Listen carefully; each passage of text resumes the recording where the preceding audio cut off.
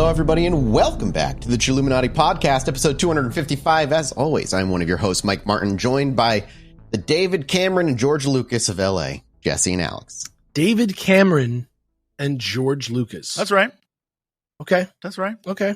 I'll take that. Like, which one's which? That's what I leave in your hands. I think I'm more of the George Lucas. Are we talking about James Cameron? No. Yeah, who'd I say? David Cameron? Alex is David Cameron. The politician? Oops, I didn't James Cameron's I meant James estranged Cameron, brother-in-law. Not David Cameron, not James. I mean, yes, James Cameron, not David Cameron, not the politician. I mean, that's a good combo there, but that's absolutely not what I was going for. I want to be James Cameron because James Cameron is badass in the way where he was like, I knew that sub exploded before anyone else did, and I just didn't want to hurt anyone's feelings, so I kept it to myself. I forgot he did that. Somebody's going back down there, too. There is? Not to the Titanic, but there's like another like billionaire tiny submarine. No. It looks the same, too. No. Yeah, I don't know. Why would you? It's a mystery. The hubris, man. It's like, you know how that youth you have when you're in like your 19, late teens, all your 20s, where you don't like actively think you're invincible, but everything you do, you don't really worry about the repercussions. I feel like once you become a billionaire, that comes back for some reason. Like suddenly you're like, you know what? I'm so rich. I ain't gonna die. That's the mystery of this week's episode of Chilluminati is why are rich people? Why are rich people and why is Adobe? Those are the two questions. Yeah. What is the problem with the extremely wealthy? I feel like that's the question we should be asking. That's today's episode. What happened to them? What turned off in their brain? They're not heading over to patreon.com/ChilluminatiPod to give their untold wealth to us. That's it. That's the real problem. Because here's the thing. I'm tired of working hard every day and trying to do things in good faith and trying to just do a good job. You know, it's about time for me to be irresponsible and spend money instead of dealing with people's or my own emotions. Oh, you weren't before? Yeah, no, this is new. This is a new leap for me. I think irresponsibility is new for you? I think now I'm going to be a rich guy. Who told you this? I think I've decided I'm going to stop crossing all my T's and dotting all my I's. And I'm going to go on to be a successful rich man. You responded once to, are we recording a podcast with an image of a chimpanzee? Yeah. You said yes to being on this podcast with diamonds. That's true blue. What are you talking about? You know what I don't think you've ever dotted I's or crossed T's. You know what's like the hottest? You know what's like the hardest substance known to man? Diamonds. Cool.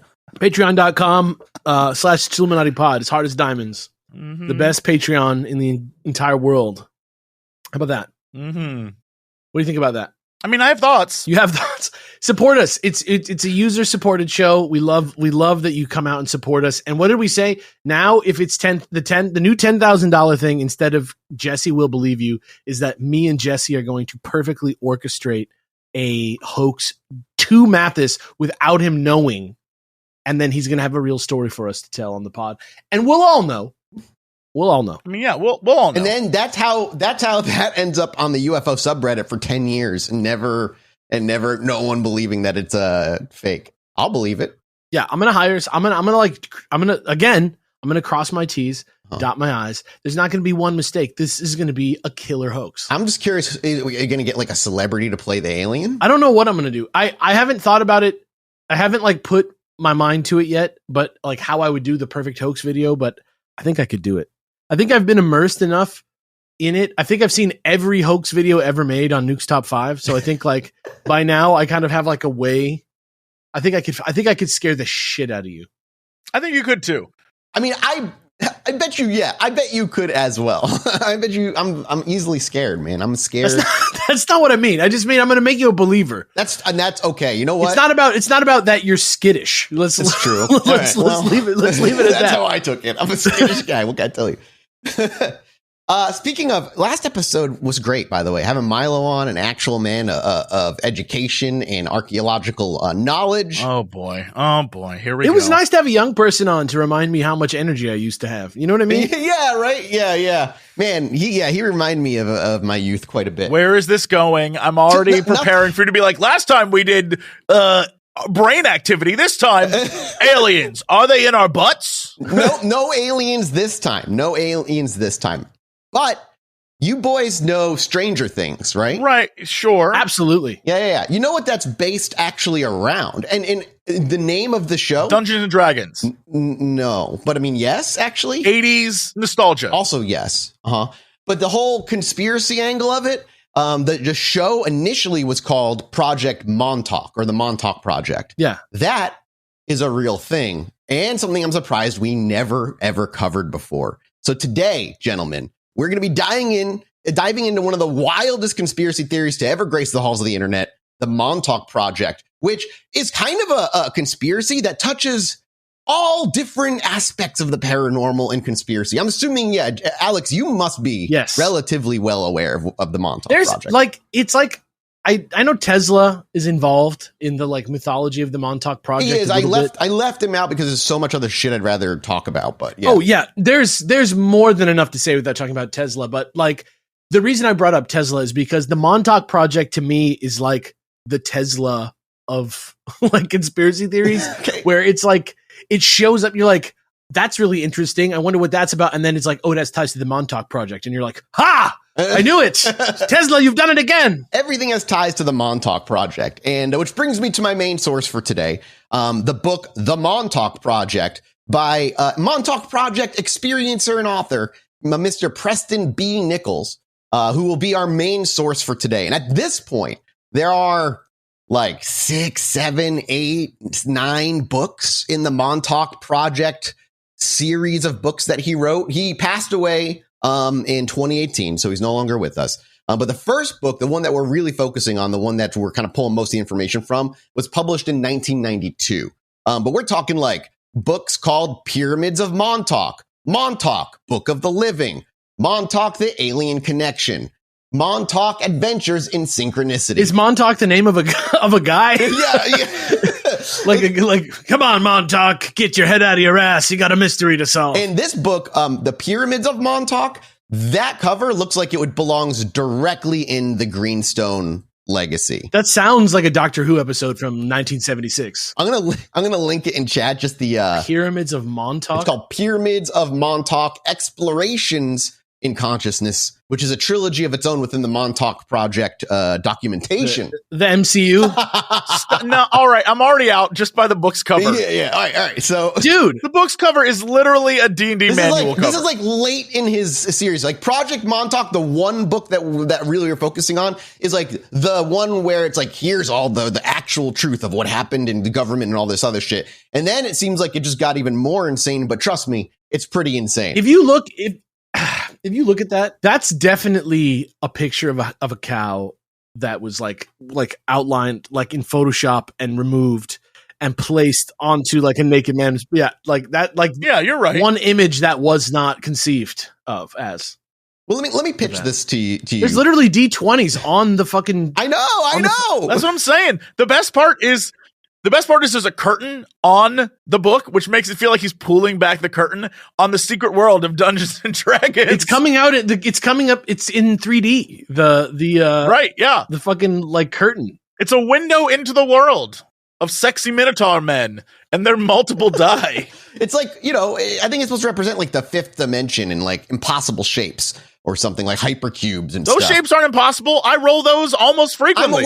I'm aware. I'm just saying. This is also one of them is straight up just a pyramid. I know, but this is early 90s, mid 90s. He didn't have a budget. You're telling me in the 90s they didn't have pyramids? They did, but I'm saying the design. He probably had a budget in terms of who he could hire to create art for this thing, and maybe he just couldn't get what he wanted. All right. What's the guy from the Blacklist? Listen, don't laugh at this guy until you hear his story. Then you can decide if it's worthy of listening to or not. You're right. Why laugh now? Worthy of listening to in what sense? Entertainment? Yeah. Education? Yeah, both. History? Oh. Science? Yeah. Oh, also yes. All of it. Don't say all I'm saying something exciting. Oh, you are. You're saying such great things, and I'm gonna give you examples of all those things. All right. So the elevator pitch for this is just imagine a sleepy military base on Long Island that becomes the epicenter of clandestine experiments that involve time travel, mind control, and even interdimensional beings. That sounds right out of a sci-fi flick. And at the center of this whirlwind of bizarre claims is a man by the name of Preston Nichols, an electrical engineer who says that he was directly involved in the project. Now, according to Nichols, he started experiencing flashbacks and recovered memories that revealed a hidden world of all this weird mind-bending technology and morally questionable experiments. And he's written a bajillion books on it, as I've said. So we're going to dig deep into Nichols' account, exploring the science or lack thereof behind the claims that he's made, some of the characters involved, and maybe even a little bit of just like how this still ripples into a lot of lore, UFO, paranormal, and so on, even today. I appreciate you taking the time to sort of, yeah, educate us in this way. Yeah, with these backstories. But I tell you, education, entertainment. I always give you the backstory. Come on now. Edutainment. The context is important. If I'm going to tell you this man's story, you need to know where this man comes from, okay? And Nichols was born... I call it edutain-ish. Well, the ish is important. Copyright that. Thank you so much to today's sponsor, IQBar. IQBar is like my snack of choice at this point. If I get hungry through the day and I don't want to, put giant amounts of sugary treats in my middle-aged man's stomach and then violently have to deal with that afterwards with pain and many bathroom visits, it's just not how I need to be anymore. Listen, I need to be a healthier guy, but I still love that things taste good when I eat them, and that's where IQBar comes into play. Honestly, whether you're running a marathon or just like running errands, IQBar empowers doers with superior brain and body nutrition. Their plant protein bars are packed with high-quality ingredients to keep you physically and mentally fit. IQ bars are vegan, gluten-free, and low in sugar and carbs, and every flavor, like chocolate sea salt, peanut butter chip, wild blueberry, they're all absolutely delicious. My favorite out of, I'm a peanut butter boy, so peanut butter chip's my favorite, but my second favorite then is wild blueberry and lemon. It's not listed in this little thing they gave me here, but wild blueberry and lemon is like really good. And if you're interested in grabbing some drinks as well, IQ Mix is a zero sugar mixed drink that hydrates with electrolytes, improves mood with magnesium, and boosts clarity with lion's mane adaptogen. On top of these benefits, each flavor is tasty and refreshing, which is my favorite part. So if IQ Bar is something you want to check out, refuel smarter with IQ Bar's Ultimate Sampler Pack. That'll get you 7 IQ Bars, 4 IQ Mix sticks for your drinks, and 4 IQ Joe sticks for coffee. And now our special podcast listeners get 20% off of all IQ Bar products, plus get free shipping.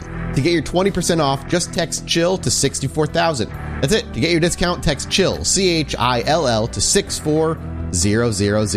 That's CHILL to 64,000. Thank you again to IQ Bar for sponsoring today's episode. Preston Nichols was born on May 24th, 1946 in Long Island, New York. Details about his childhood and formative years kind of are not out there very much. It's very obscured. All we really know about him is his Montauk project kind of dominates what we know about him. And even like trying to scrape some information of like what he was doing later in his life was hard to find. I did learn he did have a little bit of family, but even that was kind of difficult to dig up. I just don't think he's like as well known as he wishes he had become. And we'll talk about that as we continue on. Interesting. Okay. What we do know about Nichols is that he displayed an early aptitude for electronics and technology at an early age, tinkering with gadgets and devices. His inherent curiosity and knack for understanding complex systems would ultimately lead him down a path of working within just kind of the tech sphere in the 80s. After completing his high school education, Nichols embarked on a career as an electronics specialist. His work involved intricate technical processes, demanding a keen eye for detail and a deep understanding of the systems. It was during this time that Nichols began to develop a reputation for his expertise and ingenuity, earning the respect of his colleagues and peers. He was good at what he did. Parallel to his professional pursuits, Nichols also harbored a growing fascination with the paranormal and the esoteric. He immersed himself in the study of psychic phenomena, meticulously researching documented cases of telepathy, clairvoyance, and psychokinesis. He devoured books on altered states of consciousness, exploring the potential for individuals to tap into hidden realms of perception and knowledge, and he sought to understand the intricacies of the human mind, its untapped potential, and the possibility of unlocking hidden abilities that lay dormant within each individual. Is that like his author's bio? This is me putting it together. That's that sound like a Wizard's magic show flyer. That was awesome. Yeah, I got to keep you interested. But like a lot of people might hear that and go, well, that's obviously the reason that we end up learning about the story. He was very interested and probably convinced himself of what happened. But what if I tell you they reprogrammed his brain to be interested in this stuff in the first place? You what? So that he never knew he was actually involved. I know, crazy shit. Regardless, his intellectual curiosity and all this stuff While seemingly unrelated to his technical expertise, it was not merely just a passing interest. It was a deep-seated passion. He loved the fringes of pseudoscience, bizarre esoteric knowledge, all that shit that we were just talking about. He loved that stuff.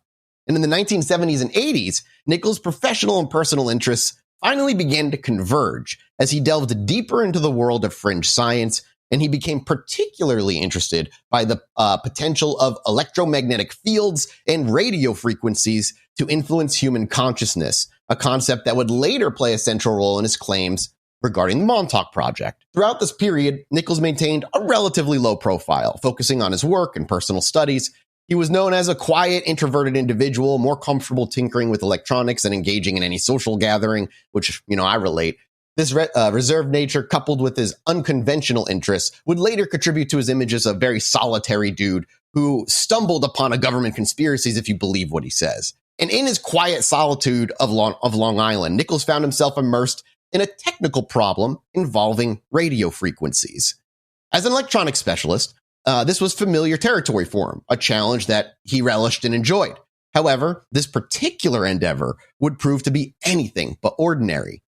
As Nichols meticulously was analyzing these radio signals he was picking up, he noticed a recurring pattern, a rhythmic pulse that seemed to defy conventional explanations. It wasn't merely a random blip or static either. He says it possessed an eerie coherence, a sense of intentionality that sent shivers down his spine. The signal seemed to call to him, beckoning him to unlock a hidden chamber deep within his subconscious. This wasn't just any signal. It literally, he says it resonated with him on a deep, inexplicable level, truly like a beckoning from something he couldn't ignore. The more he focused on it, the more it seemed to communicate directly with his subconscious. He described it as a feeling of familiarity, a sense of deja vu that he couldn't shake. The signal seemed to be stirring something deep within him, something buried beneath layers of time and forgotten experiences. Driven by an insatiable curiosity and a growing sense of unease, Nichols embarked on a quest to decipher the signal's origins and its meaning. He dedicated countless hours to building custom receivers and antennas, fine-tuning his equipment to isolate and amplify the transmission. As he delved deeper into the signal's structure, he noticed a series of recurring patterns, a complex sequences of pulse and pauses that hinted at a hidden message.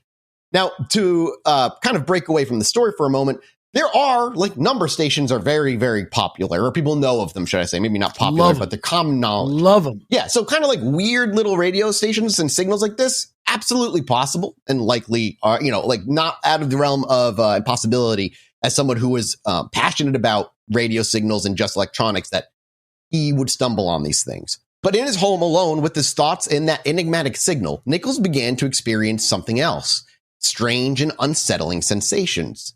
His dreams first, once peaceful and unremarkable, transformed into vivid, disturbing visions.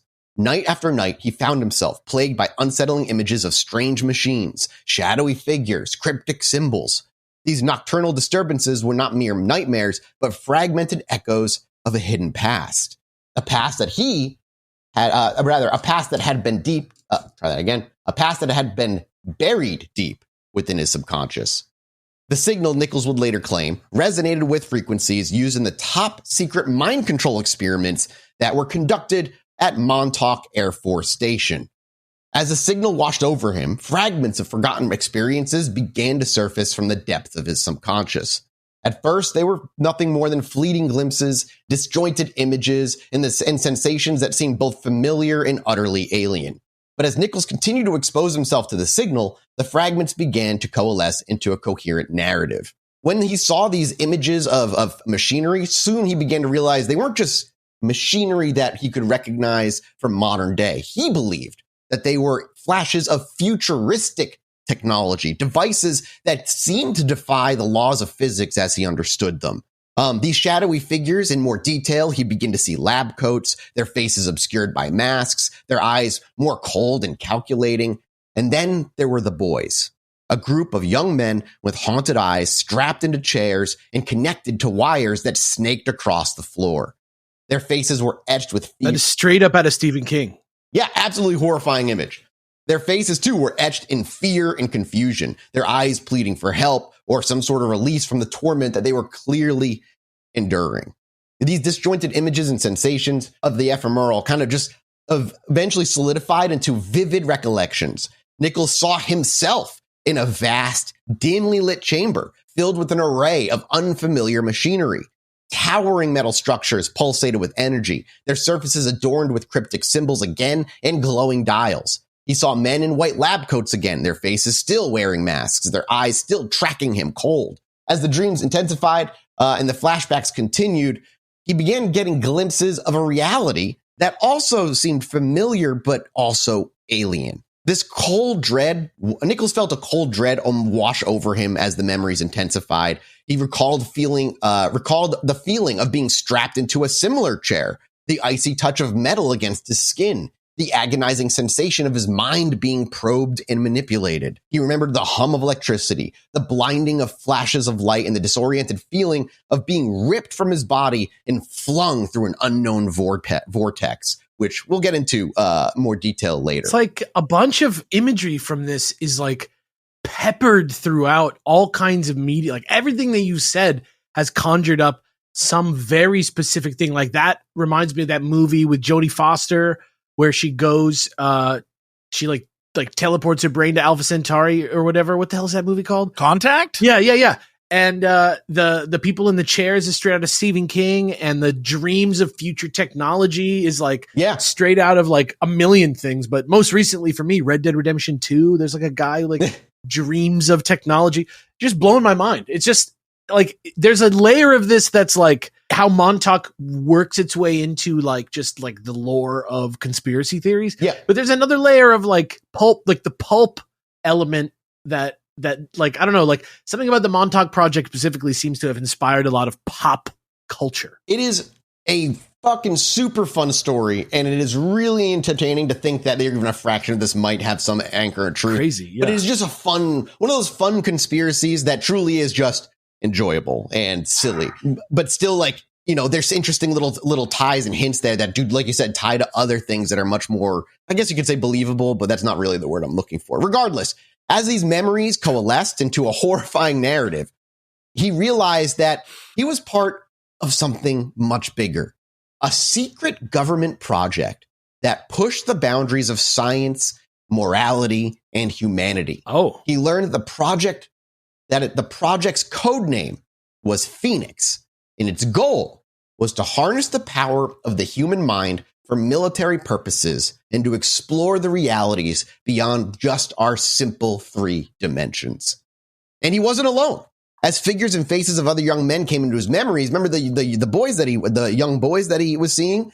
He's eventually dubbed them the Montauk Boys. That's kind of how he refers to them in the books. The Montauk Boys. Okay. And that these boys had all been abducted from their lives and being subjected to a series of brutal experiments that were designed to amplify their psychic abilities and turn them into sleeping weapons of war. Okay. Don't you hate when you realize something like that? Yeah, of course. Don't you hate when you just wake up and you realize you're part of something bigger than you? I mean, if anything, if it's government if it's the government. Yeah. If it's the government, it's always for war. I'm convinced of that. Would that be a worthy trade to amplify your psychic abilities? For war? Yeah. Well, yeah, sure. Why else would they do it? They're not going to amplify psychic abilities for like science? Taxes. Science. Do it for science, dude. No, dude. I don't think you understand. Military industrial complex. Yeah, bro. fair enough. Vibes. He's got you there, dude. The horrified Montauk boys, their faces were etched and haunted Nichols' waking thoughts and even invaded his sleep. They were young, some of them were barely teenagers, their innocence shattered by the horrors that they were being subjected to. They were the subject of the Montauk Project's most insidious experiments, and their psychic abilities amplified and manipulated for purposes that were beyond these kids' comprehension. Nichols saw himself among them, a younger version of himself, strapped to a chair identical to those used on the boys. He felt the cold metal biting into his skin, the wire snaking across his body. The boys. Yeah, I know. It's just I can just think I can't handle the boys. It's like the season is coming out right now, too. I know. I just picture Homelander in the Red Room. He claimed he could almost taste the metallic tang of fear that permeated the air. The flashbacks, again, he consistently repeats through the book, tries to remind us they weren't linear, chaotic jumble of sensory experiences that he had to piece together until they eventually made sense. But his own role in the project still was relatively unclear. He knew he was there. He clearly was being experimented on in some way, but he also remembered being tasked with building and maintaining complex electronic equipment that were being used in the experiments. He recalled tinkering with circuits, adjusting frequencies, and calibrating machines that seemed to defy the laws of physics. He had been a cog in this sinister machine as much as he was one of the experiments, a tool in the hands of the ruthless scientists who sought to control the very essence of human consciousness.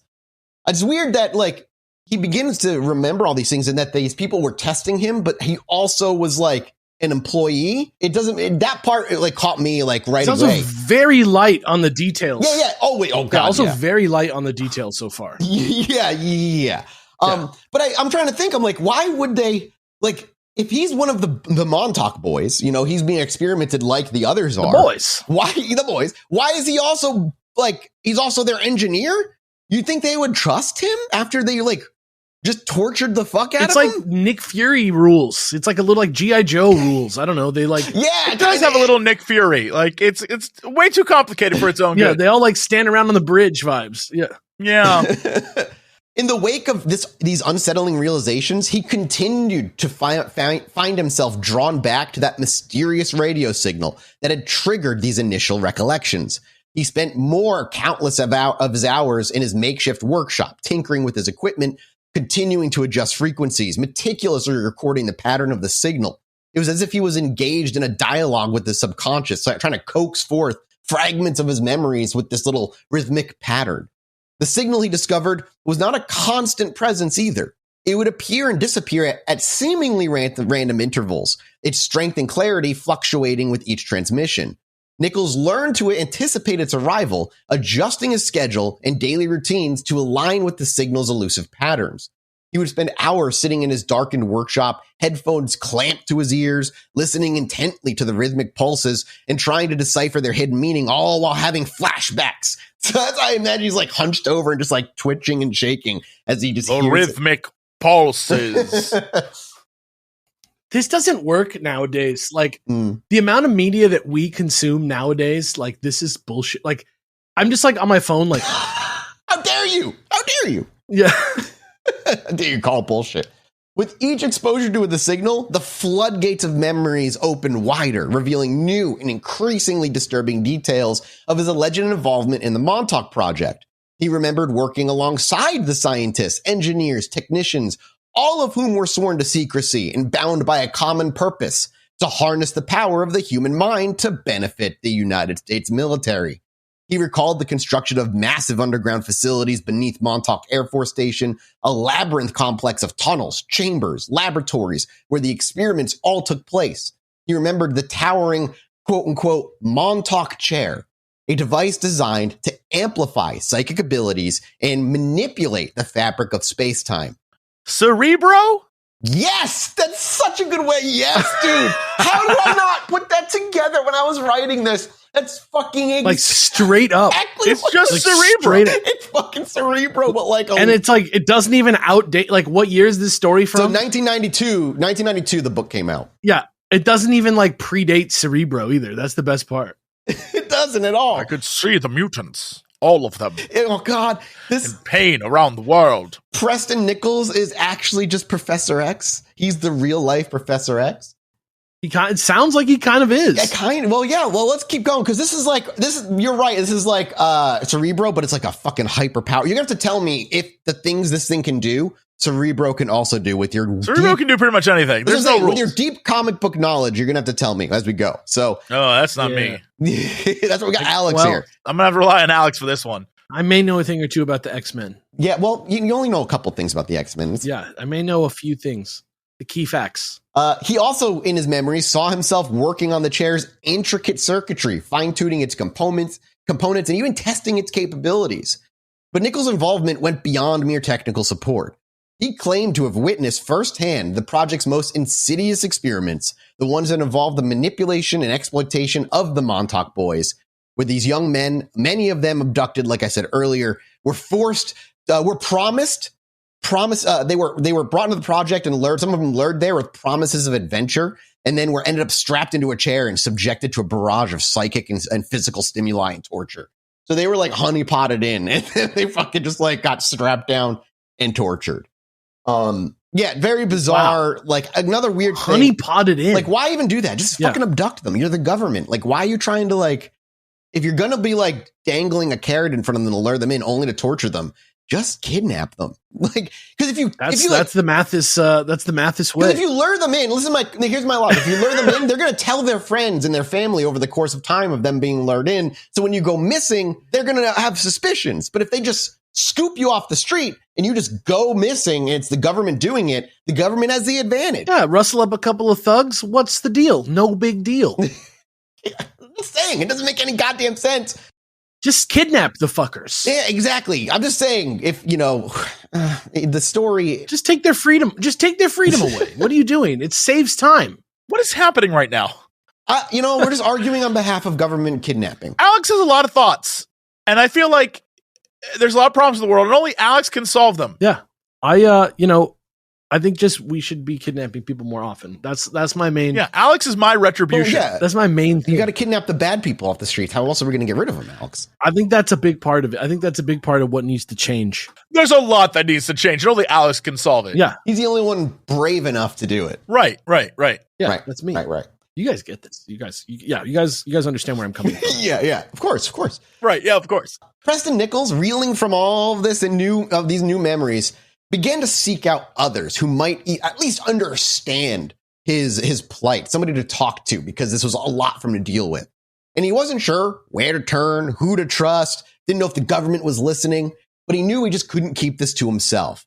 And one name that he kept coming across in his fractured recollections was a man by the name of Duncan Cameron. Now, Cameron is... 2 first names? I love it already. Duncan Cameron, yeah. Yep. Wait, now are we talking about James Cameron, the director, or are we talking about another guy again? A third Cameron. This is Duncan, brother to David, cousin of James. Founder of the Donut Empire. Okay, yeah, got it.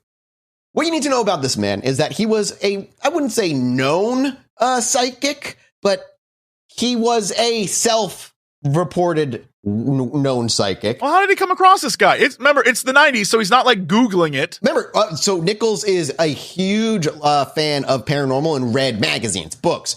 He probably came across his name in one of those paranormal magazines. Reader's Digest. Yes, gotcha. like one of those things, exactly.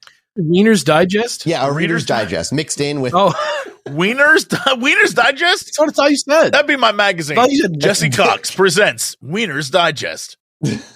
Like 30 or 40 well-crafted dong stories. You know what I'm saying? Like written by great authors. You wanted to put that on the coffee table. You didn't want to put it on the coffee table. You thought you put Reader's Digest, but you ended up putting Wiener's. No, it's Wiener's Digest, but it's like really well done. Yeah. Very descriptive. You read it for the articles. Yeah, so I'm saying not a photo in sight, but a lot of ASCII dongs. ASCII dongs.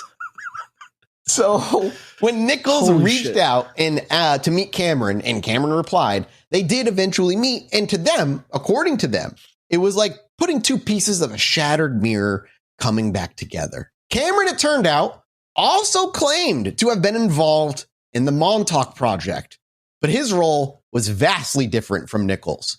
While Nichols saw himself as a technical facilitator working on the machinery and electronics of the project, Cameron believed that he had been used as a psychic conduit. Caterer / groundskeeper. No, his mind was to be harnessed to manipulate reality itself. Oh my God. Yo, do they stick him in the big chair? Oh, baby, just you wait. Cameron described being strapped into the Montauk chair, his mind amplified and directed by the scientists to create and manipulate energy fields, open portals to other dimensions, and even influence the weather. His accounts were chilling, fantastical, but they all resonated with Nichols' own fragmented memories, and he knew now that he must have gone through it all, that his memories must be true. The 2 men began to collaborate, sharing their experiences, comparing notes. Their recollections, while not always perfectly aligned, offered complementary perspectives on the alleged events at Montauk. Nichols' technical knowledge and Cameron's psychic insights combined to form a more complete, albeit still perplexing, picture of the project's scope and ambition. They spoke of the Montauk Chair, which is essentially the nexus of this secret project. The Montauk Chair is like everything. It does it all. The Montauk Chair is a nexus of psychic energy, a gateway to other realities. They describe the manipulation of time and space, the creation of artificial vortexes, and the summoning of interdimensional beings. They spoke of the Montauk Boys, the men whose minds were allegedly used as weapons. The centerpiece of Nichols and Cameron's chilling narrative was the enigmatic Montauk Chair that, it's not just like a normal chair with metal chair with wires. This thing was colossal. It was a huge metallic throne seat. I can't stop thinking about New Gods. I'm thinking of Metron. I'm thinking of Jack Kirby. I'm thinking of when Snoke shows up in the first sequel and he's like, "Bring me Luke Skywalker," right? Or whatever he says. I kind of picture the Iron Throne, but instead of swords, it's all wires that come out of it instead. And you ever think about how in that movie they just had a giant throne for a hologram? Yeah, it's like a chair that puts a guy in itself. Yeah, you ever think like that? You ever think about that? It's kind of weird. It's almost like they didn't know what they were going to do after the first. No, I don't think that's true. Yeah, Disney wouldn't do that. They wouldn't not plan for a trilogy ahead of time. I think that he was never going to be a giant because that'd be stupid. He was always just going to be an old man who served no purpose. He was always going to be a weird clone thingy. Somehow Palpatine returned. Whatever Palpatine came back. It doesn't matter. You know what matters? The fact that this guy found the real version of that in real life. He did. Again, Star Wars is just soft disclosure. You think Wookiees are real? I'd love a Wookiee. Dude, there's some comic book where Chewbacca lands on Earth with Han Solo and Han Solo dies, and he gets cited as a Sasquatch. Yes. And he guards the crashed Millennium Falcon with Han's body. He's the reason that there's Bigfoot legends. How have I read that and I don't understand? And I don't even remember where it comes from either. That doesn't check out. That is a long time ago in a galaxy far away. And if it was a long time ago, and Wookiees they don't live that long, guys. I don't think it's real. Guys, I don't think that's even real. Listen, it doesn't matter. They're ruining canon in every way, guys. Real Star Wars fans remember when Chewbacca got crushed by a moon. Oh, trust me. That's real lore. That's real lore. That's true Star Wars. There was a podcast out there that covered just the old canon. And the witches who ride Rancors, also very important to lore. I remember them. The Dathomiri. And the green guys who are extra sexy. Yeah. Oh, yeah. And use their pheromones to bang people. Real Star Wars. And then there's don't forget, and let's not forget the Yuzong Vong. The people who are blind. We're all just talking about the same 4-year period. I know. Because it's all terrible too. It's all bad. You know what? I feel like we deserve a message on Reddit that's like, these guys need to chill. Yeah, no, guys, get over it. Grow up. It's kind of like Star Wars is kind of like a bankrupt universe for ideas and stories. They don't, they never leave their same 4 stories. I feel like we deserve to be shamed. What's wrong with you guys? I will say the 5th episode of Acolyte, the first 4 were fucking ass, but the fights in the 5th episode were fucking sick. Let me just stress again. I've said this about Star Wars for years, and this is why I can get through anything. All Star Wars is basically Doctor Who. And that I see Doctor Who as 2 or 3 amazing episodes and the rest is hot garbage. Same with Star Wars. Star Wars is 2 or 3 phenomenal things and then just hot garbage comes. I watched Clone Wars, y'all. That is every season is 2 or 3 bangers and then everything else sucks. That's sci-fi to me in general. Just read any of the old books. They're almost all terrible. Sci-fi in general is 2 to 3 bangers and then something terrible. The rest is terrible. And I'm like, yeah, all right, I get it. Time travel and we're all squid now. Even going back to TNG, if you want to talk Star Trek, the late seasons. Do you remember when Deanna bangs her mom? Grandma's ghost comes back or something fucking insane. You remember in Voyager where they become lizards? Brother, all sci-fi is jank. You just have to accept it. Just accept it and appreciate it. When Worf becomes a giant monkey creature for a fucking episode. That's what I'm saying. It's all wild. Appreciate it. I love it. For every time that your favorite character turns into a weird monster, there's an episode where they're like, we must determine whether this android is in fact feeling real emotions. And it's like, just accept that everything's gonna be stupid sometimes. Even that covers the basic, it's like an hour of television. it's not even that deep. Like That's Measure what of a I'm Man is a saying. great It's all Measure of right. a Man is a great episode of television. It is. It's not even it doesn't even barely dip into the ethical like discussion that it's trying to have. Right. For every episode where there is an android questioning his own reality, there is an episode where a person falls through the ship and gets stuck between floors and dies. Kind of like the Philadelphia experiment, which is also directly right tied back to to Project Montauk. Montauk. Damn, dude. I'm not Damn. even kidding. I know. Full circle. It's everywhere, bro. We're there. So, yeah. So the Montauk Chair is a colossal metallic throne, tons of wires, antennas, an enigmatic technological contraption, essentially. According to their accounts, this chair wasn't designed for mere relaxation, obviously, but for harnessing and amplifying what else but psychic abilities, opening doorways to alternate realities, and even manipulating the very fabric of time. Nichols, the electronics specialist, claimed to have been instrumental in the chair's construction and maintenance. He described meticulously soldering intricate circuitry, fine-tuning frequencies, calibrating the chair's complex systems. It was a task that demanded both technical expertise and a willingness to delve into the unknown. Cameron, on the other hand, was the subject of the chair's experiments. He claimed to have been strapped into the chair on numerous occasions, his mind bombarded with electromagnetic waves, sensory stimuli, and even hallucinations. So wait, does it drive him? Like, if you get in the chair, are you in control of yourself? You're not. You're being forced through these tests. Like, the controls are outside of the chair where the scientists are doing it. It's not like Cerebro in that way where you're actually in control. You're very much, it's Cerebro, but somebody else is in control. So it's not quite Cerebro. It's like No. it's like putting a flash drive. It's like putting a flash drive in Cerebro, and you're the flash drive. Yeah, okay. I guess it works Like still. you're just a human flash drive, but you're also connected to the network, I guess. So maybe you're like a node, like a human Wi-Fi bridge. Yeah. You trying to workshop this is great. Like, like you're a flash drive. Maybe we're like remember those zip drives? You're like one of those, like a little bigger, little less information. You're like a human zip drive. Remember zip drive? I actually sound off on r/Chilluminati pod. Let me know if you intrinsically know what a zip drive is. Don't Google it. Like no bullshit. Like for sure, no. Don't have to look it up. Yeah. Don't look it up. Do you know what the fuck a zip drive is? Do you know what a zip drive is? God, man, that makes me feel old. I'm like, yeah, of course I do. Oh, of course they don't. No, of course they wouldn't know. Because even the zip drive, even in its prime, was like a flash in the pan. Like a Betamax. Yeah. It showed up, and then the USBs showed up. I'm pretty close to after that. Yeah. CDs. Either one. Yeah. Yeah. Because I'm trying to remember, because did it come between 3.5 and CDs? Yeah, it was like a thicky boy. It was like a fat. The CDs already were out. CDs were already out, but it was like you didn't have to burn, and it had like 25 megabytes on it or some shit. Like it wasn't even. I don't remember how much it was, but it was like 100 megabytes. I remember those things. We never had one. They were thick. They were thick like a piece of fucking like a slice of tomato that you put on like a beefsteak tomato slice is how big a zip drive was. I mean, yeah, it was huge. So Cameron, these are, like you said, your USB drive being plugged into the Cerebro, I guess, is like the best way to do it.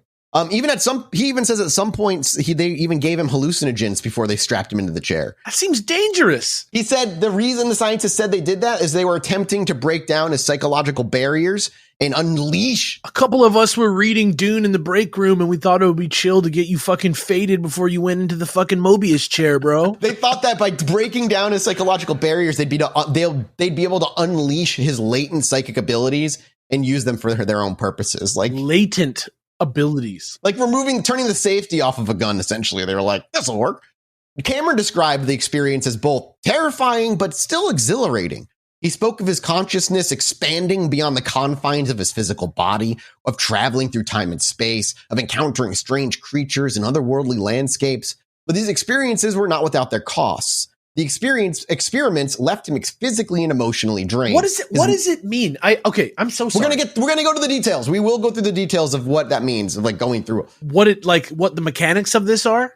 I mean, what do you know? Like when you say he travels, when you say he went to these worlds and stuff, like, are we explaining how he experienced that? Like, yeah, we're gonna see it through the eyes of somebody experiencing it. Okay. However, the way the chair works, again, he basically goes on to say, and later on in books later, quantum Jibble jabber. Like he just like nonsense quantum science is his explanation as to how the chair works. Like is it docking with your body in some way?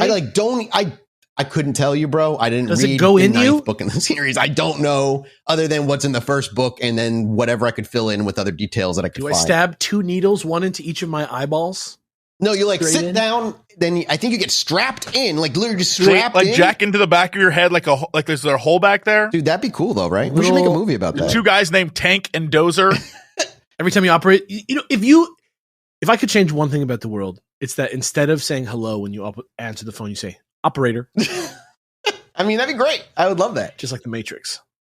I mean, you used to. There was a time when you did. Yeah, I mean, I desperately wanted the cell phone that was in the Matrix, one that just like kicked out, like you pressed the button and it snapped out. I mean, that was a thing. yeah. You could get that. I couldn't get one. Like it was so brief in its time. You could also buy for a brief time Morpheus's the glasses. ones that didn't have the little pinch glasses. That's not cool. There's not very many people. Like, here's what's up. Lawrence Fishburne, right? Very specific shaped face. Okay. It works for him because, you know, they probably spent a lot of money on that. That's not one you can just free man. That's not just a one you can free ball. That's fair. I don't know. I feel like if someone out there wants to send the 3 of us Morpheus shades, we would wear them to the I'll next free live ball show. the Morpheus Absolutely. Shades live for sure. Yeah. Oh, yeah, I'm not We even come out in duster jackets. I'll bring my To Rage Against the Machine. We come out like one on it. We like, yeah, it'd be great. We'll look like Devil May Cry OCs. As Nichols' work on the chair progressed, he began to notice strange phenomena occurring in the vicinity of the device alone, like in the vicinity of the device. He described feeling a tingling sensation on his skin, hearing strange whispers in his ears, and experiencing a disorienting sense of vertigo. These sensations, he would later claim, were the result of the chair's interaction with the fabric of space-time. One day, think of it like when, and we'll talk about it in the upcoming episode in a couple weeks, when Pukey guy's around the tall whites. How like he gets a sense of like feeling sick, almost like he's around something he shouldn't be, and he vomits all the time. Like that, like he's around something that's warping space time. Remember I told you the story of where he walked into the ship that was bigger on the inside than it was on the outside and it made him feel sick?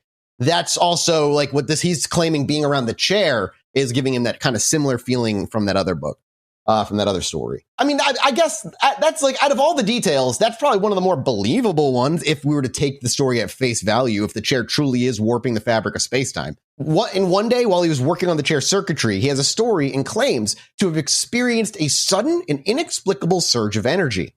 The chairs, as he was working, he noticed the chair's controls light up. Its antennas began to hum, and a vortex of swirling light appeared in front of him. It seemed to be malfunctioning. Before he could react, he was pulled into the vortex, his body dissolving into a stream of energy, and his consciousness hurtling through a tunnel of light and sound.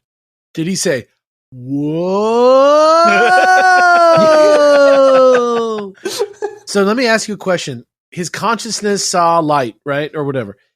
Okay, if we're talking about FPS, like if I was looking at like a video version of this, like from a first person shooter perspective, am I seeing out of someone's eyes? Like, am I actually experiencing the traveling? Do you know what I mean? Like, do I see myself racing through space? Are you in first person or are you in third person? Is that what you're asking? If I'm, like, what is he seeing? Like, he doesn't really specify first or third person how he's experiencing this. My understanding is probably from first person, and that you're seeing yourself get stretched out, almost like you're getting pulled into a black hole, like the accretion disk of a black hole, that slow pull. Because what's happening here is he's not like getting warped to a spaceship or anything like that. What's happening is he's being ripped through the fabric of time and space. Like the chair malfunctioned while he was working on it, and all of a sudden he's getting yanked through. After he gets hurt, his consciousness is hurtled through the tunnel of light and sound. He kind of blacks out, and he regains consciousness, what he imagines shortly thereafter, and he finds himself in a totally different location. A strange, unfamiliar landscape greets him that seems to exist outside of normal space-time. He was disoriented and confused, unsure of how he had gotten where he was and what had happened to him. Now, he describes these, he uses the term literally a temporal excursion. It was this particular temporal excursion, as described by Nichols, was not mere sightseeing trips. What they were supposed to be for were carefully orchestrated missions designed to test the limits of the Montauk Chair's capabilities and gather information from different points in time. Nichols claims to have been sent to various historical periods, including ancient Egypt, medieval Rome, and even the distant future. In one particularly vivid account, Nichols describes being sent back to November 22nd, 1963. Surprise, this is JFK episode 3. Alex, take it away. Of course, the day JFK was assassinated in Dallas, Texas, he claims to have found himself positioned on a grassy knoll overlooking Dealey Plaza amidst the throngs. Positioned on the grassy knoll. He's on the grassy knoll. He takes the shot. Amidst the throngs of onlookers lining the motorcade route, and as the presidential limousine approached, a sense of dread washed over him. He recognized the impending tragedy from news footage that he had seen years later and felt powerless to intervene. The shots rang out, shattering the afternoon calm and leaving Nichols with a horrifying sense of deja vu. The experience, he says, was both horrifying, confusing, exciting, leaving him with a profound sense of grief and renewed. Yeah, because he time traveled. He was excited. He looked down. He was wearing a babushka. He couldn't explain it.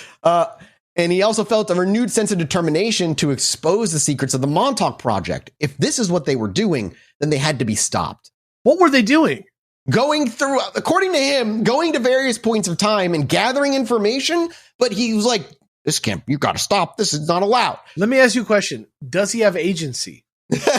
He does, seemingly. Like, he does seemingly have agency. So he could have been like, Mr. President, watch out. But it seems he describes it as though he was there moments before it was happened. By the time he realized what was about to happen, it happened. Is it quantum leap? Like, is he inside? No, he's himself. He's there. So, okay, so he's now him. In the grassy knoll, yes. Alexander Louis Fossiani is standing on the grassy knoll witnessing this yes, happening. Physically there. And I'm excited and I think it's cool, but I feel a little bit of grief because I am standing there watching it now. My physical body. You got it. Is he naked? No, he's got his clothes on, I think. He doesn't really talk in too much detail. On earth did he have his clothes? All right, whatever. Fine. In another incident that he claims happened, he claims to have been transported to Mars, but not like present day Mars, a Mars of the distant future. The familiar red landscape was sculpted by millennia of wind and dust, dotted with the crumbling ruins of a once great civilization. In the future? Yeah, but he's seeing towering structures of an alien architecture, jutted from the ochre sands, their surfaces etched with strange symbols and hieroglyphs. How far in the future? He just said far future.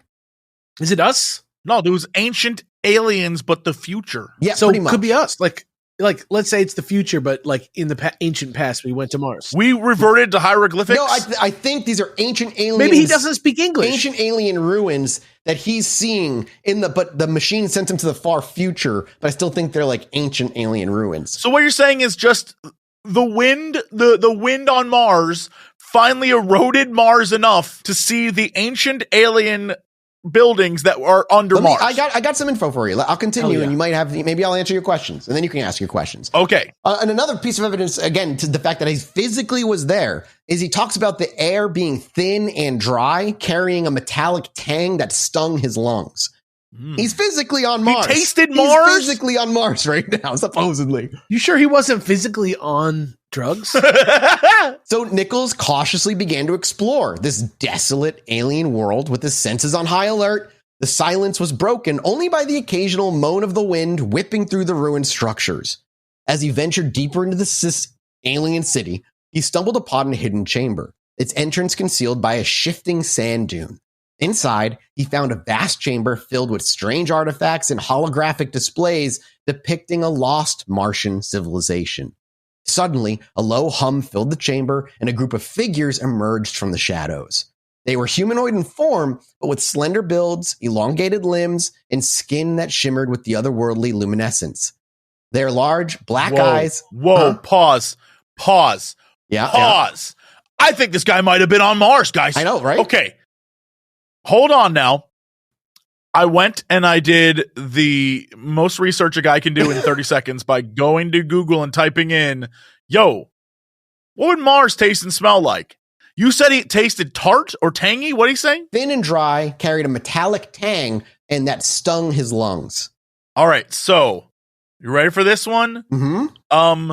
Mars would taste anywhere between raspberries and seawater if you were to taste the air. Okay. That's nice. And it potentially, if it's raspberries, it potentially would have the smell of rum. Well, this place sounds fucking great. Which alcohol would like? Yeah, that would burn your lungs. Yeah. If you got weird. I think this guy was there. I think this guy was there. It's possible. It's very maybe he's a government agent who's trying to get a little bit of the truth out there, but he has to mix it in a ton of lies. This could be the time. This could be the one time. You know those little things they give you that like you when you're vaping and you don't want to vape anymore, so they just give you like flavored air. Yes, like a flow, whatever they're called. Yeah. I have no idea what you guys are talking about. Why would you do that? You just hit it and it gives you like a blast of like flavor, but it's just you like sucking air from outside. Like we got offered a sponsored deal with them at one point. I don't know if I can't remember. I don't think we did. I don't understand it. Dude, send me the air vape. It's like to break the psychological habit of like going to vape, because like it's like same thing with a cigarette, right? You have that, you want a lot of it's just like it's comforting, like having a fucking sucking your thumb. It's just oral fixation. It's an oral fixation fix. Yeah. Yo, try eating more. Yeah, you can try eating more. That's worked for me for years. But like have something between your fingers, like a cigarette, you can just kind of draw on. It's just flavored air, but at least kills that that psychological connection for you. Or chicken leg. They're not sponsoring us right now, by the way. This is not a sponsored thing. Eat a chicken leg. Eat a taquito. Just eat it. Oh, yeah. That'll do it. Eat a taquito every time. Yeah, every time you want to smoke, eat a taquito. Every time you want to smoke a cigarette, smoke a joint. How about that? I love it. Little advice from the old bean boy. In legal states only, please. No drugs. No illegal substances. None. Zero. Yeah, these figures, humanoid in form, stepped out of the shadows, long, slender builds, elongated limbs, and skin. I get the hiccups out of nowhere. Wait, so these are ancient aliens that are... Let me read it. Okay, all right. Finish it, Jesse! All right. They were in humanoid in form, long, slender build, elongated limbs, skin that shimmered with otherworldly luminescence. Their eyes, their large black eyes regarded Nichols with curiosity, and he said he felt a wave of telepathic communication wash over him. The beings, it turned out, were the descendants of the once thriving Martian civilization.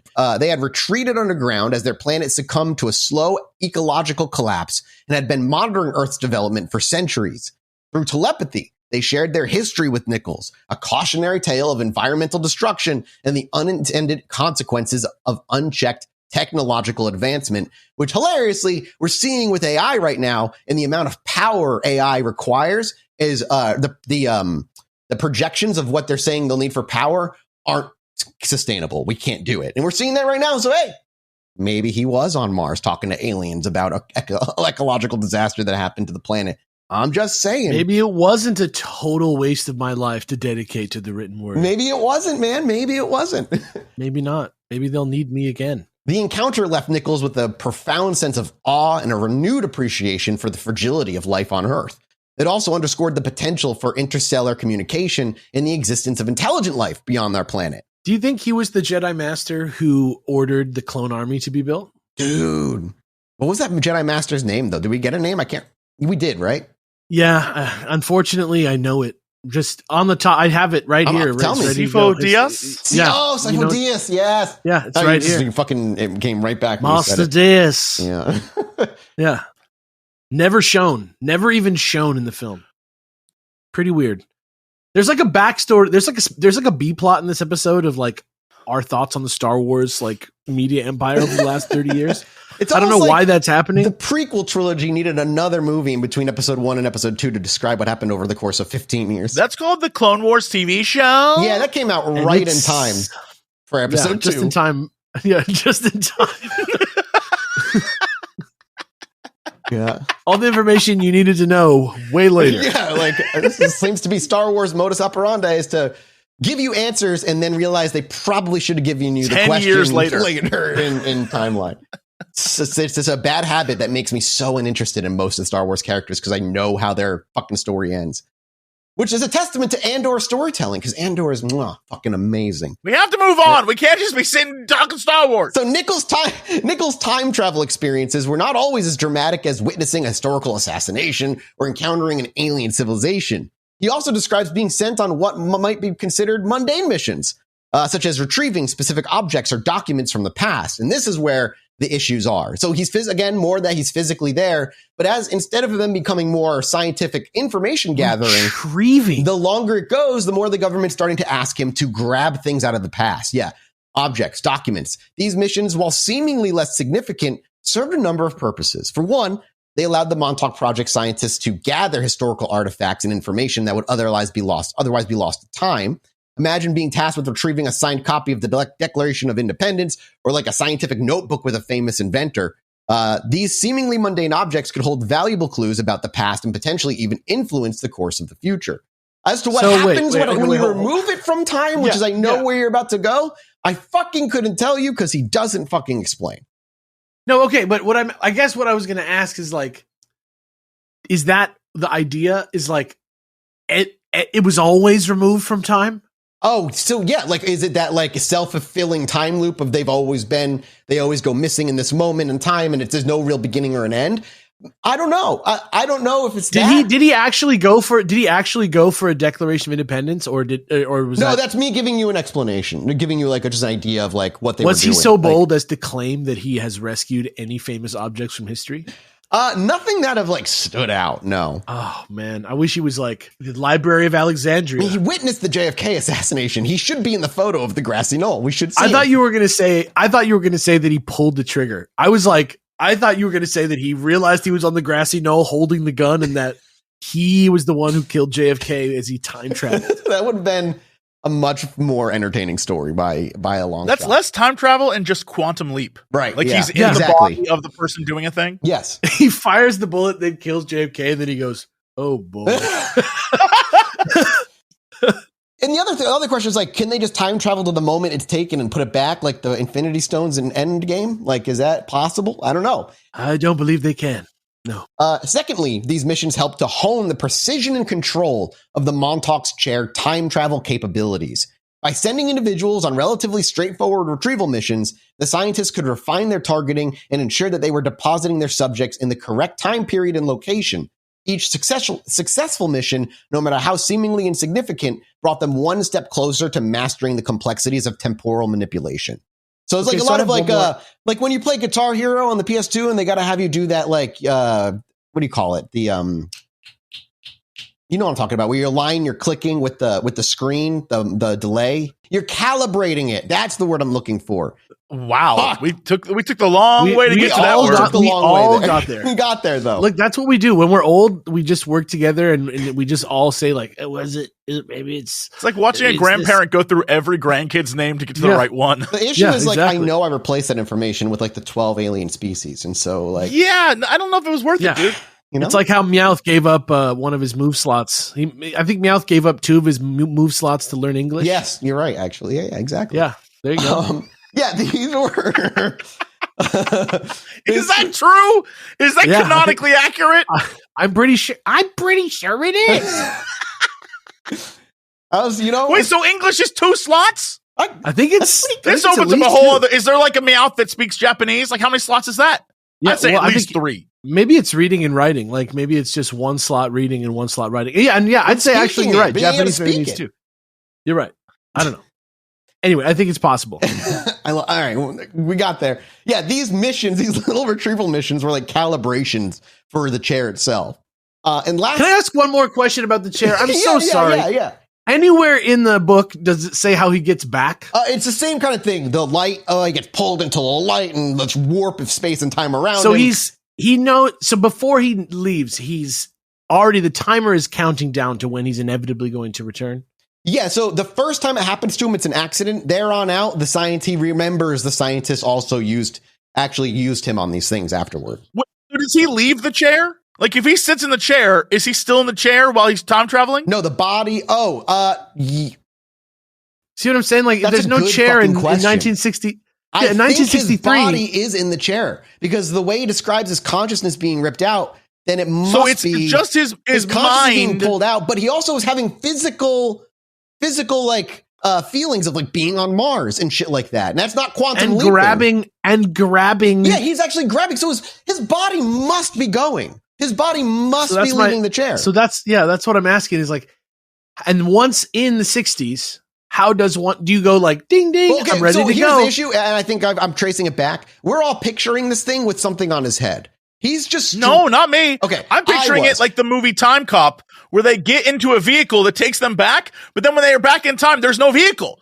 And then they somehow end up back in the future in a vehicle, which makes no sense. The chair activates. He's sitting in the chair. He vanishes from the chair. He arrives back in time. The chair stays. He arrives back in time. Then how does he come because back? Remember, the chair amplifies their internal like subconscious and psychic abilities. So I think it's attuned to the individual that's using it. Whoa! So if he's amplified, is there a point in time where he no longer needs the chair? No, because the chair actively amplifies it. It's not like he leaves the chair and he's permanently. And it sends him physically back in time. What? He's so far from the chair. It sends him back in time. It also sends him back in time. Yeah, it does a bunch of different things. But then he different comes back to the future via what?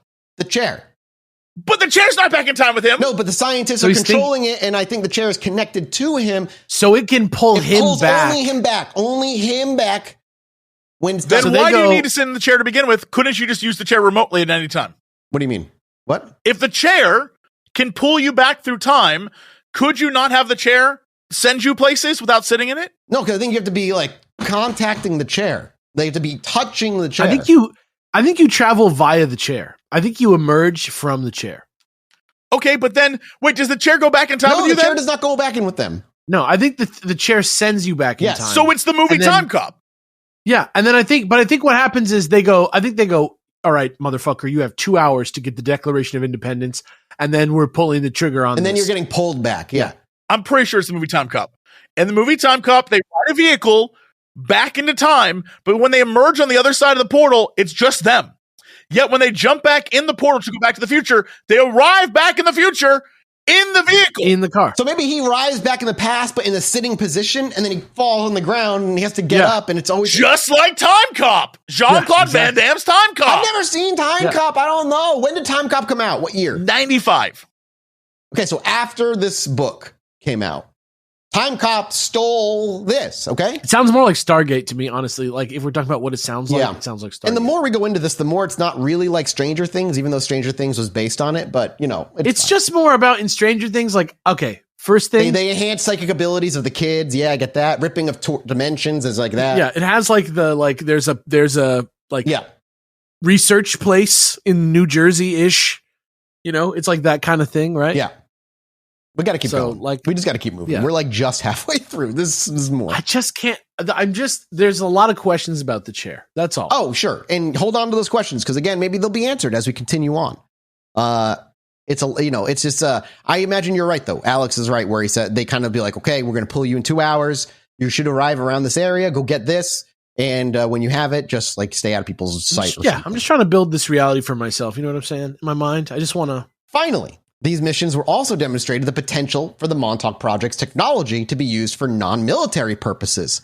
While the project's primary focus was on national security, intelligence gathering, military-industrial complex, blah, blah, blah, the ability to time travel through time and retrieve objects from the past opened up a whole new realm of possibilities. Imagine the number of scientific breakthroughs that could be achieved by studying historical artifacts or artifacts from the far-flung future. The potential benefits, while overshadowed by the project's more nefarious goals, were nonetheless significant. And as the experiments progressed, Nichols claims to have become increasingly alarmed by the project's reckless disregard for the consequences of their actions. He witnessed the creation of, and this is going to answer your questions, temporal paradoxes, where changes made in the past had unintended and often catastrophic effects on the present. He saw the toll the experiments took on the Montauk boys, their minds and bodies ravaged by the repeated exposure to the chair's powerful energies. It bodied the boys. The concept of interdimensional contact is also one of the more outlandish and fantastical elements of the Montauk Project narrative, but it's also part of it. According to Nichols, the experiments at Montauk were not limited to manipulating time and space within our own dimension. They also involved opening gateways to other realms and establishing contact with beings from these parallel universes. Nichols, that is Stargate right there. Bang. Nichols describes these interdimensional beings as a menagerie of bizarre and enigmatic entities. Yo, like the guy from Stranger Things, the tornado monster. Yeah. Yeah, sure. That huge monster. Have you never seen Stranger Things, Mathis? I've seen season 1, 2, and half of 3, and then I stopped. You know what? I give up. I'm not even going to add. You know what? I'm just going to say the things I want to say, and I'm not going to even assume you know what I'm talking about. Just assume the audience understands your references. Yeah, I've given up, man. I'm usually with you. You know, I'm usually with you. I usually know where you're at. Some of these beings appeared as towering creatures of pure energy, their forms shifting and pulsating with an otherworldly light. Others resembled insectoid creatures with multifaceted eyes and chitinous exoskeletons. Still, others defied any earthly classification, their forms existing beyond the limitations of human comprehension. I imagine that's like what the biblical angels, you know what I mean? Like those bizarre... Just like a mind-melting form that you can like only see like a little figure on the table that's like an avatar for what's really being represented. Yeah. I think that's exactly it. Celestials, Marvel Comics. These beings possessed vastly different understandings of reality as well. Some, Nichols claim, were benevolent observers existing beyond the constraints of time and space and offering guidance to the Montauk Project scientists. They warned of the dangers of tampering with the fabric of reality and the potential of unleashing unforeseen consequences. Their messages, often cryptic and metaphorical as most are, spoke of the interconnectedness of all things and the delicate balance that existed between dimensions. Other interdimensional entities, however, were far more benevolent.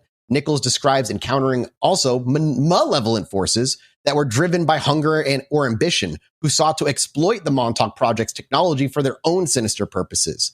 These entities, he claims, were responsible for some of the most disturbing and destructive phenomena witnessed at Montauk. They possess the ability to manipulate human minds and bodies, driving some scientists and technicians to madness or transforming them into grotesque parodies of their former selves. We're like true body horror shit is like happening as they like keep bringing in these entities from varying. Did you read like specific accounts of like body horror? Not in the first book, no, but they're out there. I know they're in other books because other people have talked about them, but I have not read the other books. I just don't have the time to go through They're like an just enormous extremely series. Gory, like just in like absolute. No. Like many things, very vague, somewhat like descriptive, but like not a whole lot of like minute detail there. The methods that were used to establish contact with these interdimensional beings varied, but often involved a complex interplay between the Montauk Chair technological capabilities and Duncan Cameron's unique psychic abilities. Nichols, remember, going back to Duncan Cameron, he claims he was the center point and like they gave him hallucinogenics to just so like he was like the key that opened up other dimensions. Like they couldn't get to them. You sure he didn't just like take shrooms and sit down? I don't know. He may have. I mean, like he closed his eyes for 10 seconds. He was like, dude, this chair took me somewhere, bro. It was crazy, dude. Yeah, he had looked like 10. I was gone. I sat down and I shot JFK, man. It was crazy. It kind of sounds like that. Yeah, but Duncan is like the key. Without him, they can't do these, like rip into other dimensions and shit. Nichols describes the Montauk Chair being used to amplify Cameron's mental energy, essentially, creating a psychic beacon that could pierce the veil between the dimensions. So, like, visually, I just imagine, like, all right, ready? Ready, scientist? Okay, 3, 2. They flip a switch, and Duncan opens his eyes, just bright lights just beam out of his eyes and his mouth while as like a beacon pulling over weird entities. Because that's what they said. He said it turns him into like a beacon for other interdimensional creatures to enter into our reality. They turn It's insane. It's fucking wild. So the vibe around the office was like man as gods, classical sci-fi, Machiavellian fantasy, right? Like everybody was just like, what new world shall we peer into today, brother? In the halls of science. Like, meanwhile, Cameron's just like having some pretzels, sitting on the chair. Yeah, like waiting. he's like the beacon. Yeah. yeah. Engage the man. Give him his snacks. Make sure he has plenty of juice. He's going to need the energy. And you're right, because Cameron needing that energy, when subjected to this amplified state, would enter trance-like states that lasted for hours, sometimes even days. So he was just stuck. And while in this trance, Cameron's body would convulse and writhe as he became a conduit, his consciousness projected into these other dimensions. And according to Nichols, Cameron would then experience a flood of images, sensations, an overwhelming and disturbing chaotic blend of sights, sounds, and emotions that defied human comprehension. And during it all, he was like babbling it all, like just like blah, blah, blah, just talking about what's happening. And upon emerging from his trance, Cameron would be left physically and mentally exhausted, but he would attempt to relay the more important messages and images that he'd received from these otherworldly beings. And the scientist would then painstakingly sift through Cameron's often fragmented and cryptic descriptions, trying to decipher their meaning and assess the intentions of the entities that they had contacted. Man, can I just say, just for a second, everybody, like the Montauk Project, it has some big balls in the community as like one of the big lore elements. Indistinguishable at this point from the Greenstone in terms of what we're talking about going down. Indistinguishable from it. And yet I'm the one taking flack when we're saying, here's the difference between why can't it be good? Why can't it be serious like the Montauk Project? Why does it have to be so out there and unbelievable, like talking to otherworldly creatures through their minds, using one man as a beacon, like in the Greenstone? I'm not going to turn this into 4 episodes, Alex. It's going to be a one-off and it'll be done.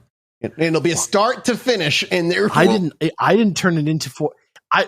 You know what turned it into 4 episodes? Real life. You know what I mean? It was just so big that's as big as it was. See, but that's you were unable to resist the temptation of digging deeper. The same amount of depth for this shit exists, and I refuse. I refuse.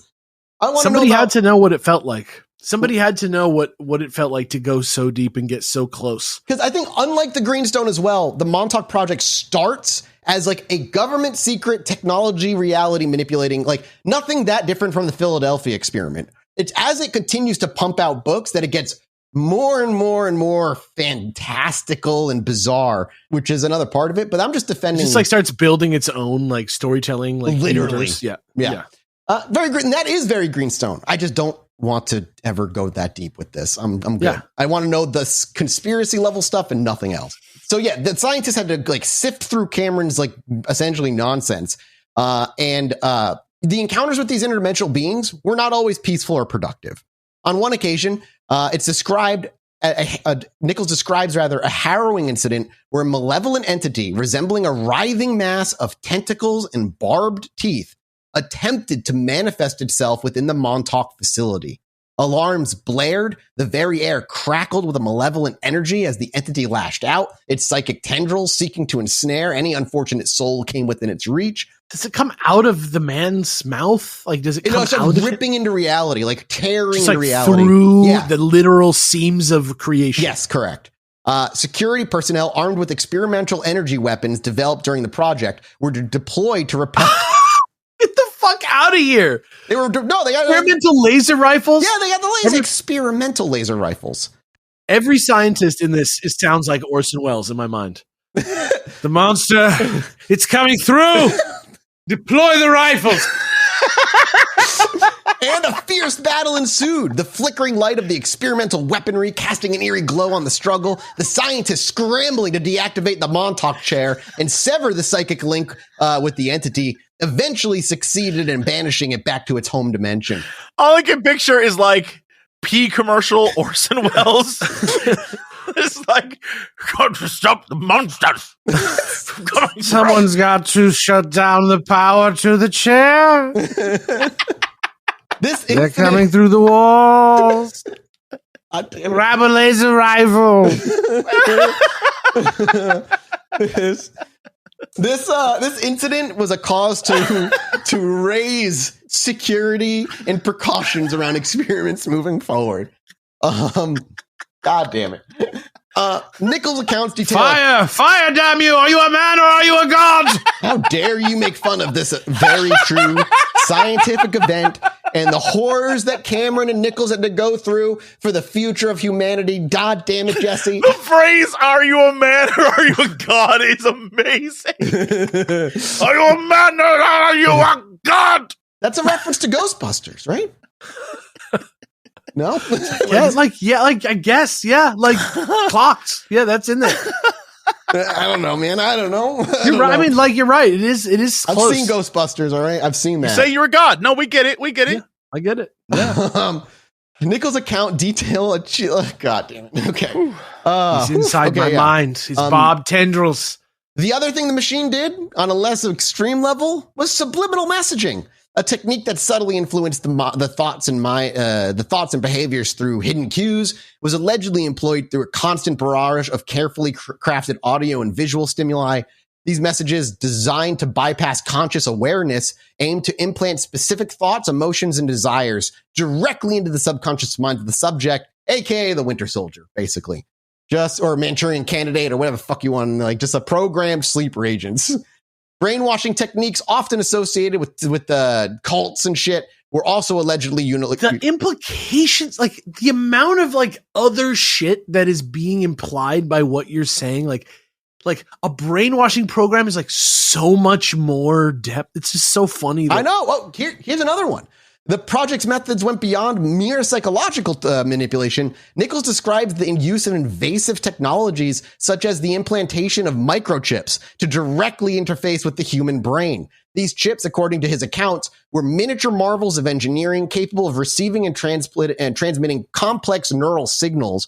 And once implanted, the chips could monitor the subject's brainwave patterns in real time, allowing the project scientists to track their emotional state, measure their cognitive function, and even identify specific memories or thought patterns. And the chips could also be used to deliver electrical pulses or other stimuli directly to the brain, potentially altering mood, inducing hallucinations, or even eliciting specific behaviors. What year is this again? 1992 is when the book came out. All the way through like the late 90s, 98, I think is when the last one came out. But no. When is this occurring? Oh, like this is the 90s. This is early 90s, early mid 90s shit. So these chips are running. I think microchips were like scientific, like a thing that was like not scientific, like sci-fi, or at least like believable in that way. Like yeah. Okay. Yeah. So the idea of a microchip is out there. Yeah. Just don't. Yeah. We have only just entered the time where somebody actually tried it for the first time. Like if we covered this thing as one of our first episodes, like it'd still be in the realm of like sci-fi. Yeah. And he's playing Civ. Like the computer's not. And it's also like already deteriorated to the point where it's harder to use. Like it's already fallen apart. The use of electromagnetic frequencies was another key aspect of the project's alleged mind control program. Nichols described the Montauk Chair as a conduit for these frequencies, capable of transmitting powerful energy waves that can induce altered states of consciousness, erase memories, or implant new ones, the very reason he couldn't remember all the things that had happened to him when he worked for the Montauk Project. The ultimate goal of these experiments, according to Nichols, was to create a programmable human workforce, a cadre of individuals who could be remotely controlled and manipulate to carry out any task without question or hesitation. These psychic soldiers, as he puts them, would be the ultimate weapons in the government's arsenal, capable of espionage, sabotage, and even assassination.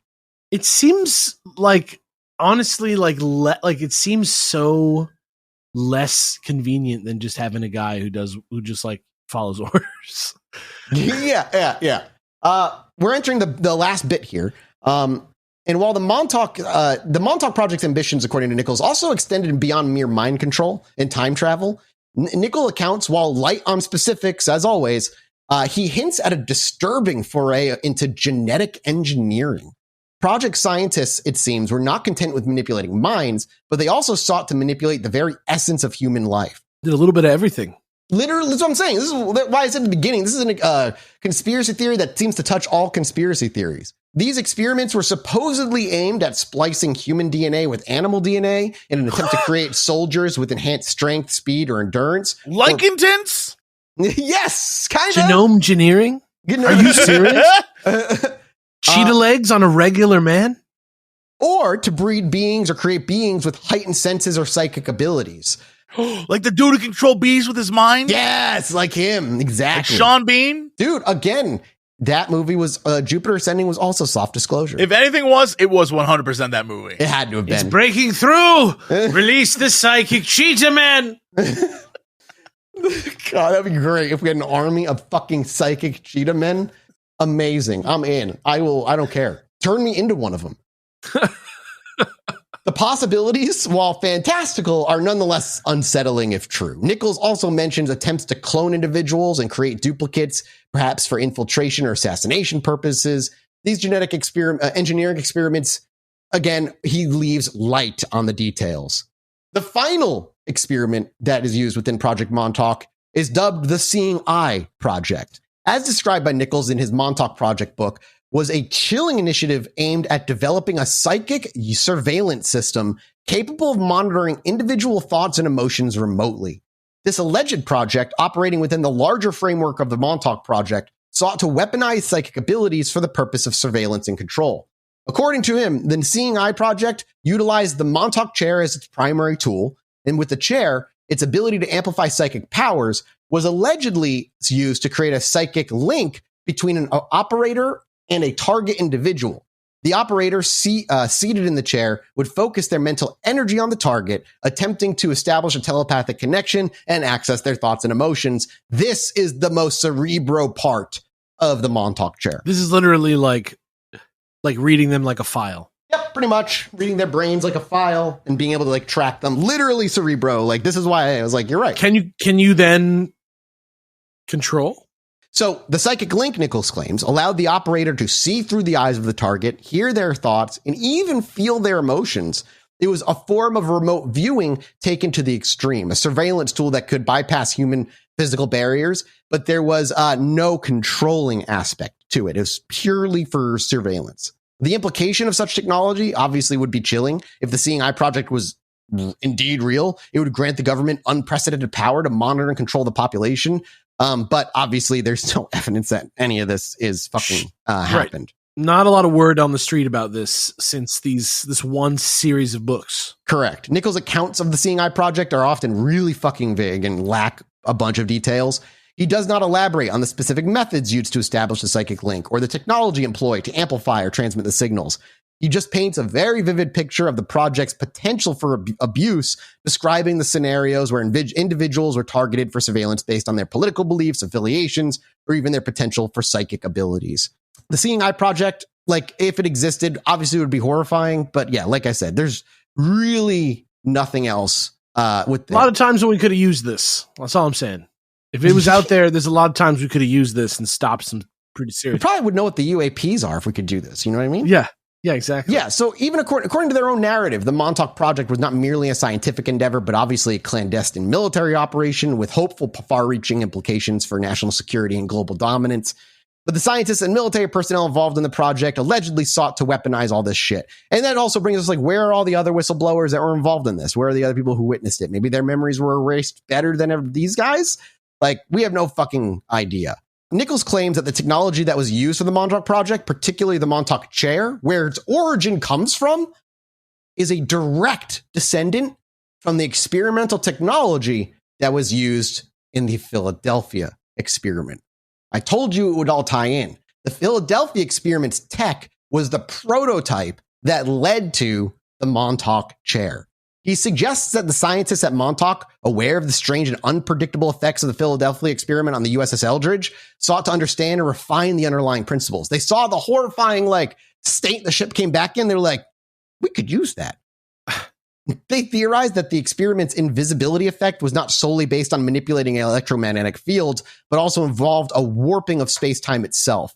The theory became the foundation for the Montauk Chair's development, according to Nichols, and by studying recovered logs, eyewitness accounts, and the physical evidence of the USS Eldridge's alleged teleportation and temporal displacement, the Montauk scientists believed they could replicate and even control these phenomena.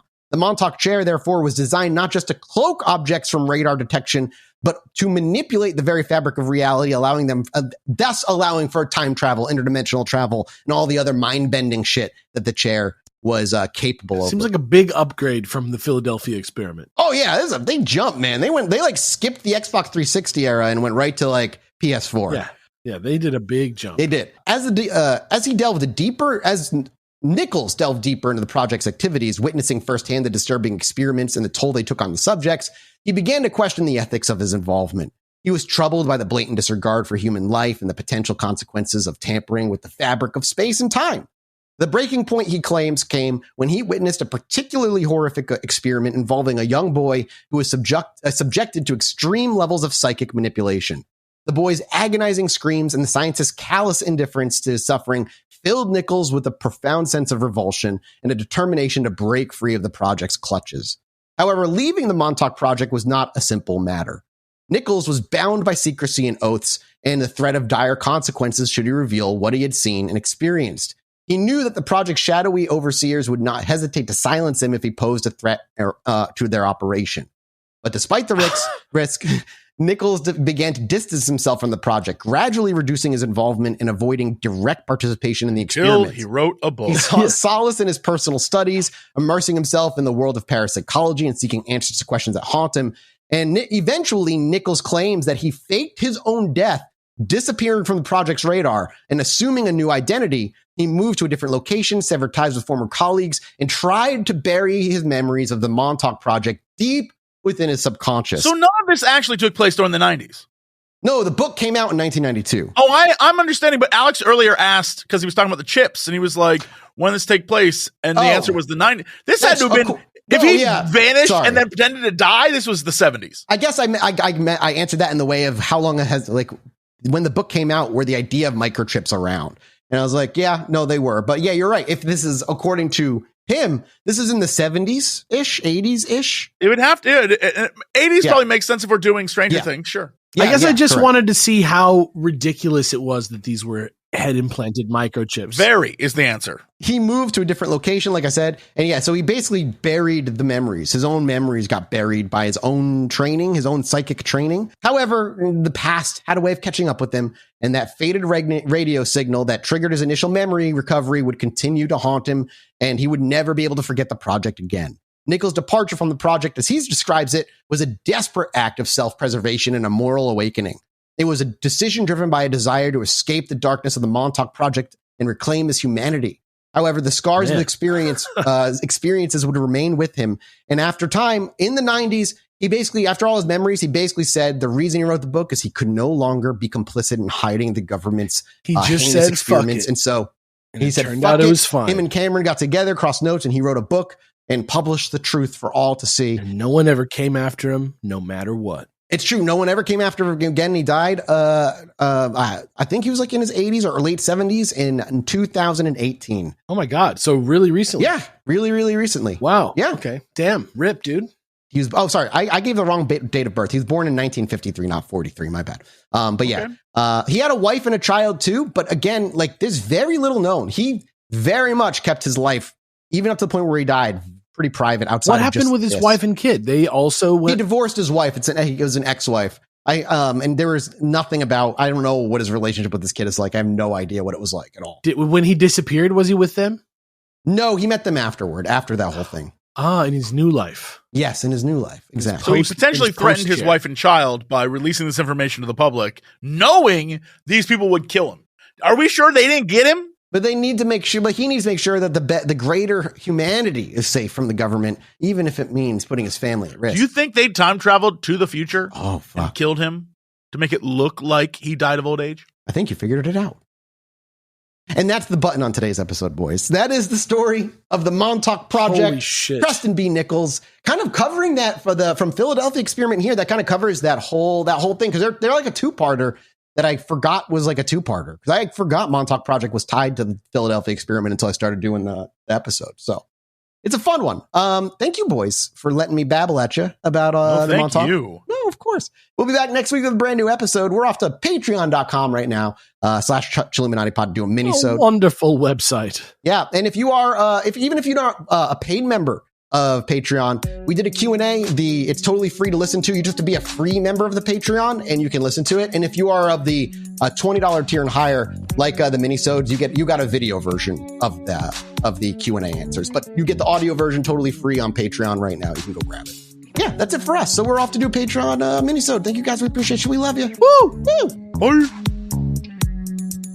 Hello, everybody. Welcome back to the Chilluminati podcast.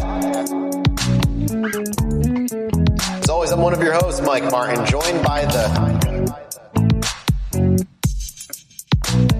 I don't know who they are. There's two. What? Terrence Hill and Bud Spencer. No. Neo and Trinity. No. I don't understand, and I probably never will. Let me just tell you right now that there's two. Leon Kennedy and Claire Redfield. I'm telling you, I think he literally just looked up famous duos. Cheech and Chong. And has just been going through the list ever since. I'm trying to dig deep. Which one of you is Dick Powell. Me? Your name's Jesse Cox. I want Chilluminati. I want my I want Chilluminati. I want my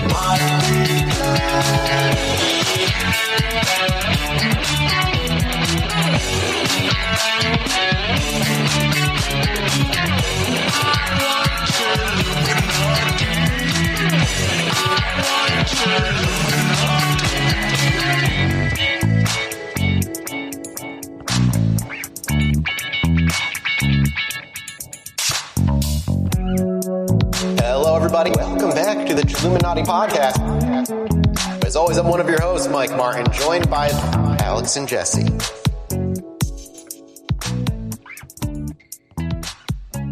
Like a shooting star across the sky that's actually a UFO.